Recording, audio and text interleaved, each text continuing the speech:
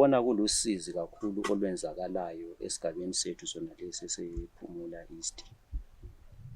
Lina belifisa ukuthi kungenzwa njani ukuthi singabe lokhu kuqhubeka kulahlekelwa iphefumulo labantu abawela emagodini lawo? Thina izindlela esizibona zingenziwa njwana ikhanya ngani ikhampani yabanye abantu besibona kungcono ukuthi ingabe ingafenselwa vele ibe le security ukuthi ivikeleke. Ukuthi abantwana bethu khathesi abakhona khathesi bayasehlula ukuthi sibakhuze ngoba basalalela basenje ngalaba ababekhona njengobana lani linje so lathi sasikwazi ukuthi abadala babesishaya kodwa khathesi abantwana bethu singabachaya akusayenzi ngoba abasasilaleli. Kodwa silesifiso sokuthi abantwana bethu bengabuyi kuyona le ndawo. Yakhona ukuthi kule lockdown abaye esikole mhlawumbe ikhonye ukungezelela ukuthi bajone ezindlini bedlala njengoba izikole zivaliwe. Mbona i-lockdown yenza khona lokho umntwana khathesi engavela athi chewu sehle phuma usambona useqonde. Kuthi la seyingozi enkulu emphakathini ngoba sokulabantwana abaningi abafile khona. Njalo asobantwana kuphela kuke kwenzakala ukuthi laba emachechi aduthola ukuthi mhlawumbe bayabhabhathizana lani labo befela khona phana emanzini. So amagodi lawa sibili they pose a great civil challenge to the community. Lina libelifisa ukuthi akwenziwe njani ukuthi amagodi lawa angabi sakhona?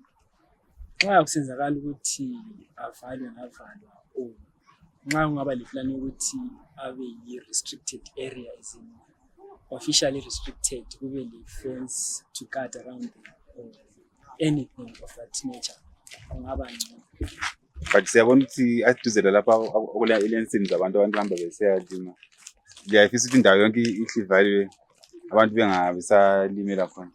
Not indawo yonke bese but I think angalokhuza angavaleka kwenye side ngoba wona awakho between amasimu abantu asekuqaliseni nxa ungena usemasimini abantu. So nxa ikhansila ihlakaniphile sibili njengalawo uqala ngapha engavaleka then lawana asemasimini abantu yiwo angaqhitshelwa nxa kufuna. Amagodi la aqala beyakho umgwaqo lo uNtemba Road. Ikhansila egebha khona inhlabathi yokwakha umgwaqo. Then lakhathesi nxa belokhe bevala ama-potholes kumbe beqhelisa belungisa umgwaqo bathatha khona emagodini. Vele kule excavate ekhansila ehlala kiyo emagodini lapha. Labo manhlabathi laba batshontsha khona inhlabathi nxa befuna ifile. So hayi kunengi okucontribute ukuthi amagodi la azakhule kangaka. Sibona ukuthi izulu liyana segcwele amanzi asesiba ingozi ebantwini. Kwenziwe njani manje ukuthi lingaqhubeki lahlekelwa impilo zabantu? Yayi ukuthi khona izulu libe liningi kakhulu and amagodi lana amanye asetshona kakhulu. So abantwana nxa besiyabhuja sokusiba ingozi. So I think amanye angavalwa but amanye angaqhubeka ngoba amanzi engekho abanye bebesiyakukha khona lokuthelela izingadi abaningi bayabelima khona. So I think amanye especially la atshona kakhulu asefela abantu bangavala. Kodwa amanye adevile khona ngekho too deep ashalo bangayekela. Sibona khathesi kule lockdown abantu abaningi abaye emsebenzini abantwana abaye ezikole. Mhlawumbe yikho ukwenzela ukuthi abantwana bedlalela khona ngani? Yikho khonokho okunye I think labadala nje bengakhuza abantwana bangahambi besiya khona ngani. Iyasihlukuluza kakhulu siyabonga amaqhaza njengoba namhlanje ibuyile ukuthi lisivakatshele njengezakhamizi. Last year kusiye emuva le besisakaza kakhulu indaba lesibiza imihlangano emahholo laphana. Sibiza ama-stakeholders njengama-department ama-rangers labe lens ku-city council sikhuluma ngokuthi sandboarding isiningi lapha kuyakuthi ngomnyaka kulezulu eliningi abantwana bazafela emanzini. Bakuchaya indiba abantu lokhu esikhuluma nje. Manje namhla sokuze kwenzakala silahlekelwe imiphefumulo yabantwana ababili ole 19 years ngumfana ngabafana bobabili. So nawo ke kathesi osokusidanise kakhulu ukuthi njengoba sasivele sikhulumile ukuthi sihlohluphulo njengoloro sokuze kwalahleka imiphefumulo yabantu. So thina njengezakhamizi sikhona apha ePhumula ku-Ward 17 siyadana kakhulu ngokuthi city council siyibone ingathathi action ngezinto eziyabe zikhulunywa izakhamizi. Ukwakhleka khoma phambili ukuthi lake la ngene emhlangano bona bathini nxa likhuluma laba ngamagodi bona la? Besitshela ukuthi bona njenge city council le ema lama rangers balungiselela ukuthi abantu ababe-sand poaching babotshwe sibili bayejiswa ngalo. Kodwa esikubonayo nje kube kubotshwa abantu abana abazithezela inkuni. Amaroli ahamba scot free. Khathesi simi khonapha zingedlula iroli zisehla siyathapha ngaphansi lapha ephumula hayi le. Sekuze kule terminus khonaphana ayisimagodi ukuthi umgwaqo ufile. Okungabe umgwaqo bekuthi ulungile beleza kuyazibonela nani likubona ukuthi esikhuluma ngakho liqiniso elinganani. Belifisa ukuthi ibanjwe njani indawo le yamagodi njengoba nanku sokuze sifa labantu bewela phakathi? Yes, thina besithi thina njengezakhamizi ka-Ward 17 lapha alubana kuyavuma i-City Council lathi izakhamizi nama-policies e-therapy ngaba siyasukuma sindawonye esizama ukubambisana ekutheni indaba le eyama-sand poachers la ilungise kawane ngama-patrols esingawenza siyavimba ukuthi kumiswe lokungaphindi kwenzakale ngokulahlekelwa imiphefumulo yabantu bethu akusithokozisi lokhu njengezakhamizi. Amagodi wona yenziwe njani njengoba esekhona ngathi izulu linile agcwele amanzi? Yes, amagodi kulokuthi sasifundisa ukuthi njengezakhamizi kumele siyalahlela izibi khonaphana. So kodwa sikuboni kukwaniseka ngenxa yokuthi izibi angithi vele ziyathathwa ngo-City Council khona phakathi kwezindlu la. Sithi ngabe kulenye indledlana engenziwa ngo-City Council ukuthi kumbe kubuya ama-grader kumbe lani siyegqibela amagodi lawana ukwenzela nxa izulu lisiba liningi njengakulo umnyaka ukwenzakeleyo lokhu amagodi lawana ahlavaleke ngaphinde abe khona. Kodwa kufanele sikwenze ukuthi kwenqatshele ukuthi vele i-sand poaching ayingabi khona lapho abantu abana be-sand poaching banikwe kuzindawo ezisemthethweni ezikhatshana lezakhamizi.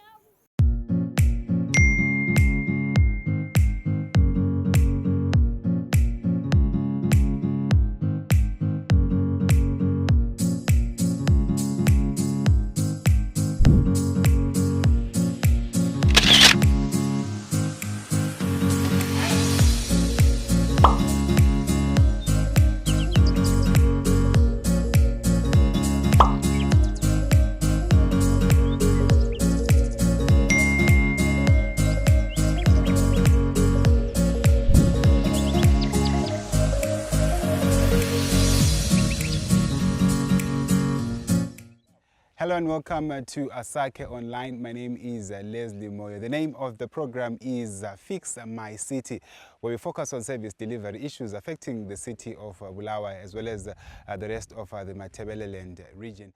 In our previous episode, we visited Pumula suburb where there are abandoned pits which have claimed a number of lives. And with the residents that we spoke to, they lobbied the city of Bulawayo to close the abandoned pits so that there are no more lives that are lost. And we revisit the area again, and the city of Bulawayo has responded by closing the abandoned pits. And as you can see, from my background, one of the pools that claimed about 3 lives has been drained of the water, and the City Council is moving in to make sure that no more lives are lost in this area. We also managed to speak a number of residents who commended the City of Bulawayo for taking action and for hearing their cries. I think as residents, we really appreciate the effort that the Bulawayo City Council has taken to listen to the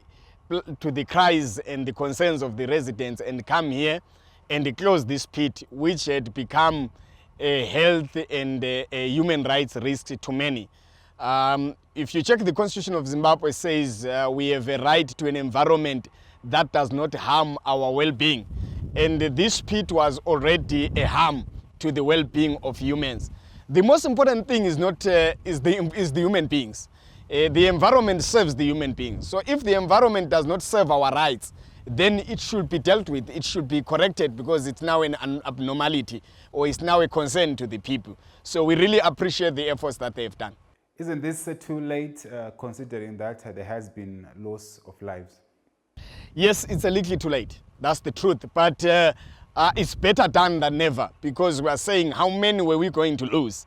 The rate, if you look at the rate of loss of life here, it was not this exacerbated as it was in the last 3 or 4 months. Because in the past 3 months, we have lost 4 people in this pit. So we are saying the rate is now high, and therefore it warranted that action. And what we are hoping is that they will not close this one only. There are many such pits in the different parts of the city. They need to be closed because they are not serving the people anymore. Though some of them may not need to be closed entirely, but you need to reduce their depth so that they don't become a harm to the people. So that's what is important. The City Council has put the blame on illegal sand poachers. Do you feel they have the capacity to deal with the problem? I think the most important thing is not whether the pit is legal or it's illegal. The most important thing is what harm is it bringing to the people. If in your own home you have a pit that was dug either by a wild animal, a rat or anything, and it's a risk to your children, you don't say this is not my pit, this pit was dug by a rat or a rodent or anything. You fill it up, you sort it out because it's affecting your own family. So Bulawayo City Council, these pits are in their jurisdiction. So their legality or illegality is neither here nor there. What's important is this pit not killing your own children? It is. So as city fathers and mothers, you can't really wait and watch when your children are dying. And secondly, I have had conversations with association of people that carry sand, that are selling sand. And they've said that they've struggled to get City Council to recognize them. And now that they are recognized by City Council, we hope that there will be a managed way of sand abstraction and sand selling. But poachers will always be there. And some of these sand poachers are poaching broad daylight. Are the council rangers not seeing them? The routes that they use, we all know them. Why are they not being intercepted? So we are saying council, yes, may blame the sand poachers, but their enforcement mechanism is very weak. They need to look at it. The problem is that the people that are commenting are people in offices. They need to leave offices, come to the ground and see the realities. They will see that some of their workers are not really working according to standard. That's why we have these problems.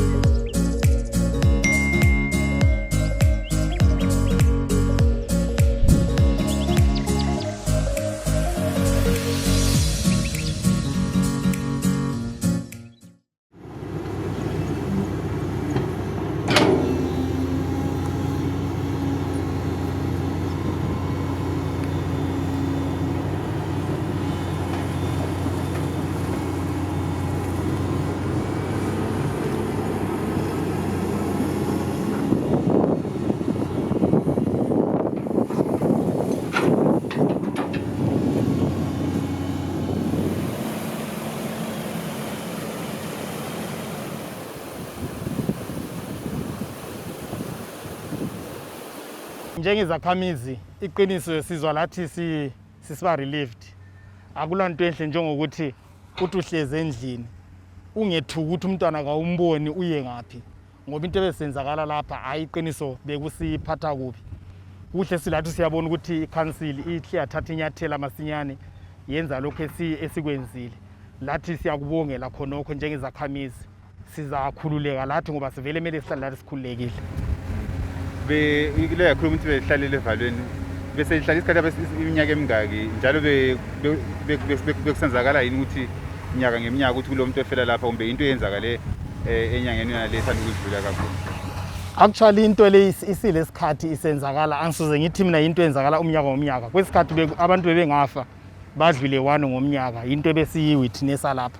Mina lapha sengile about 4 years ngiqalile ukwakha kodwa ke phose umnyaka wonke kulesi hlaka lesinje simele senzakale lapha. Of late of course we just lost abafana abangu2 belandele umunye vele emaduzaneni kwampa osanda ukuthi asithiye. So within a space of a month or so silahlelwa ngabantu abangu3. So ngenza ke ngithi kwenzakala ngomnyaka hayi kuyenzakala at any given time, especially amanzi nxa kade khona ngelevel akade eyiyo. Thina njengezakhamizi emagogo lapha sijabulile kakhulu ukuthi City Council ayivala igodi leli ngoba kade sisizwa ubuhlungu. Ungabona omunye umntwana esifa ukuthi wakho kafa wakho lawe uyabaleka uyeze ebhutsha khona apha afi. So sijabulile kakhulu. Sokuleminyaka eminingi kakhulu sibili ukuthi angisacabanga ukuthi kungaba kuqalisa ukuthi abantwana bafele kwapha egodini ukuthi baqalisa nini, kodwa besihlala sikhala njalo ngalo igodi leli. Siyabona ukuthi amagodi la agcwele awakho lapha kuphela asizindaweni ezithene. Belifisa ukuthi ukansila ayenze njani ukuthi eminye imphefumulo ingabi lokhu iqhubeke lahle? Besifisa ukuthi khona ngaye uyavala amagodi njalo labantu labana abahamba begebha bezinqola bazama ukubakhangela sibili bangagebha amagodi ngoba vele umntwana kezwa kusasa uyaphinda phenduka abuye khona. It's good to see the Bulawayo City Council taking action whenever residents raise a number of issues. In this instance, the city of Bulawayo has moved in to close some of the abandoned pits in Pumula suburb, which have claimed a number of lives.